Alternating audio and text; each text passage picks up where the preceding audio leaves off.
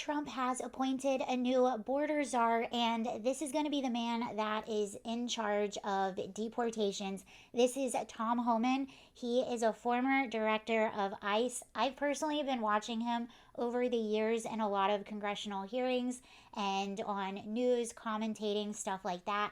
And I fully support this message. I like him a lot. I think he's going to do a really good job. He's very tough. This is what the Trump administration had to say about him. They say, I am pleased to announce that the former ICE director and stalwart on border control, Tom Homan, will be joining the Trump administration in charge of our nation's borders, including but not limited to the southern border, the northern border, all maritime and aviation security. I've known Tom for a long time, and there is nobody better at policing and controlling our borders. Likewise, Tom Homan will be in charge of all deportation of illegal aliens back to their country of origin.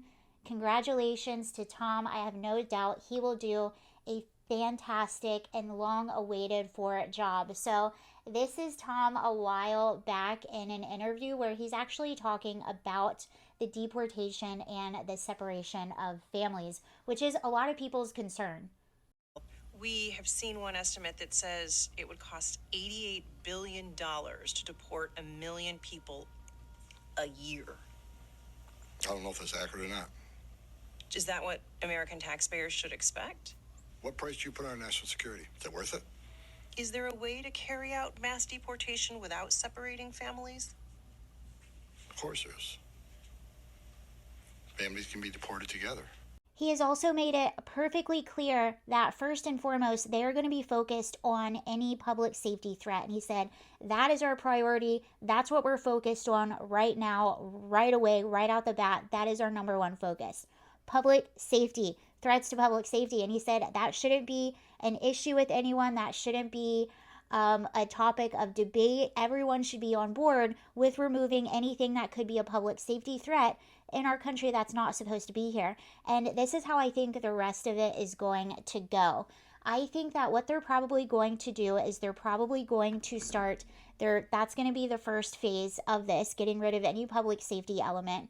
The next phase is probably going to be going after some of these large companies that are hiring people for lower wages and not hiring American workers for American wages. I think they're going to crack down on those companies. I also think they're probably going to crack down on sanctuary states and sanctuary jurisdictions and possibly strip federal funding if they're not going to be cooperating.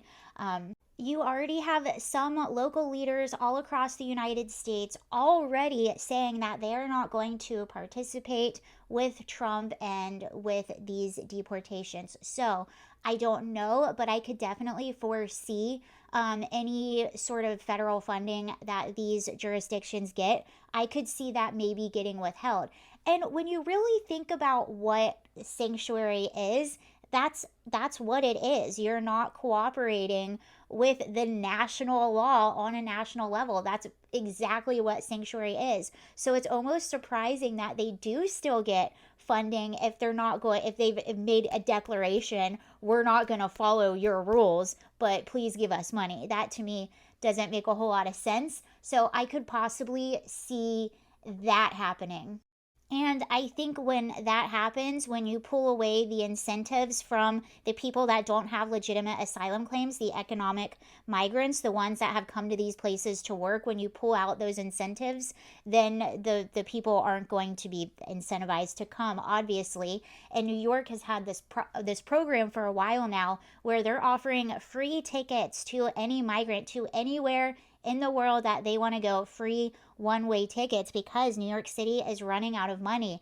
And now you have New York City, they're sending buses back to Texas. I think this past week they sent about 4,500 migrants back to Texas, or they're planning on it, which is a big number. And this just goes to show you guys the whole reason these migrants ended up in New York City is because they had this false idea in their head. They were given these false promises that New York City was going to be the land of opportunity and there were going to be jobs. Only 2,000 of the over 100 and some odd thousand people that have come through New York City in the past 2 years, only 2,000 of them have secured work. So it seems like even the migrants themselves are not even benefiting. So who is benefiting from all of this? It seems to be the people in charge of these sanctuary cities who want to pat themselves on the back and feel good about themselves.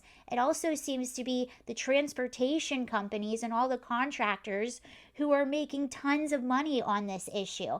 They did also in New York City remove the debit card program. So that is another incentive in New York City that was removed. And I think that's what's going to happen. You're just going to slowly start to see these incentives be removed. You're probably going to see a lot of people self-deport and a lot of people take up governors that are offering this type of program. So that's what's happening there. I think this is a great appointment by Trump. I'm really, really excited about this cabinet. Like I said, I've been watching him for years. He's been a political commentator. He's been in congressional hearings about the border. So I'm a big fan of his, and I fully support this message. Anyway, I'll see you later. Bye.